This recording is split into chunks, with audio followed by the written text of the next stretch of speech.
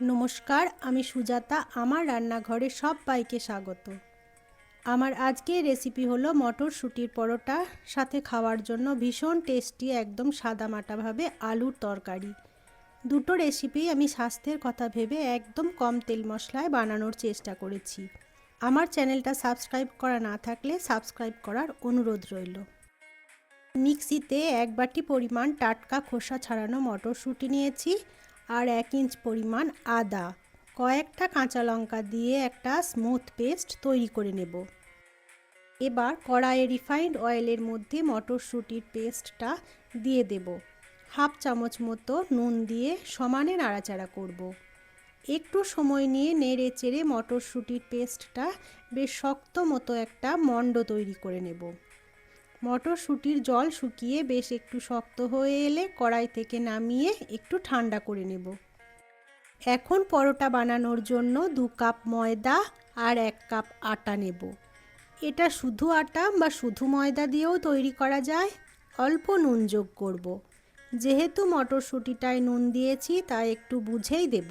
সামান্য একটু চিনি আর 2 চামচ রিফাইন্ড অয়েল দিয়ে প্রথমে আটা ময়দাটা ভালোভাবে মিশিয়ে নেব। তারপর ওর মধ্যে মটরশুঁটির মণ্ডটা দিয়ে দেব। প্রথমে জল ছাড়া বেশ ভালোভাবে মাখাবো, তারপর প্রয়োজন মতো অল্প অল্প করে জল যোগ করব। একেবারে অনেকটা জল দিয়ে দেব না। আর এই পরোটার ডোটা মাখানোর জন্য খুব বেশি জলের প্রয়োজনও হয় না। একটু শক্ত মতো করে মাখিয়ে ঢাকা দিয়ে 5 থেকে 7 মিনিট রেস্টে রাখছি। এখন পরোটার সাথে খাওয়ার জন্য আলুর তরকারিটা তৈরি করে নেব।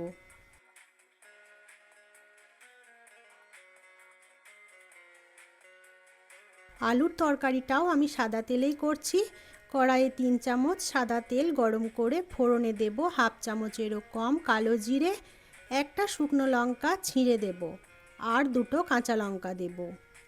এরপর একটা টমেটো কুচি করে কেটে দিয়ে দেব। একটু নেড়েচেড়ে নুন, হলুদ আর সামান্য চিনি দেব। এতে স্বাদের ব্যালেন্সটা থাকবে।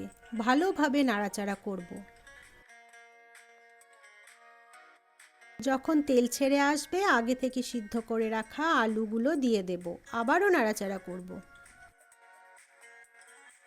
নেড়ে চেড়ে আলু মশলা ভালোভাবে মিশিয়ে জল যোগ করব।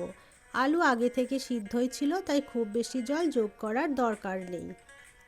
কয়েকটা সিদ্ধ আলু রেখে দিয়েছিলাম, সেগুলো একটু হাতে করে চটকে দেব। এতে করে তরকারির রসটা একটু ঘন হবে। কিছু টাটকা ধনেপাতা কুচি করে দিয়ে দেব। 1 মিনিট ফুটিয়ে নিলেই তরকারি রেডি। এবার পরোটাগুলো তৈরি করে নেব। ঢাকা খুলে ময়দার ডো আরও একবার হালকা হাতে একটু মেখে নিয়ে পরোটার জন্য প্রমাণ সাইজের এক একটা করে লেচি কেটে নেব।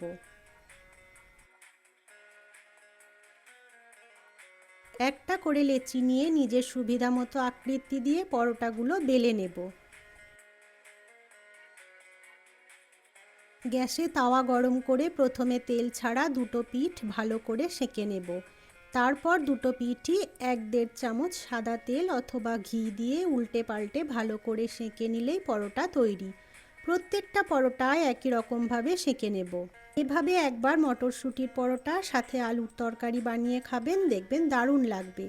আর যদি আমার রেসিপি ভালো লেগে থাকে তাহলে চ্যানেলটা সাবস্ক্রাইব করতে ভুলবেন না।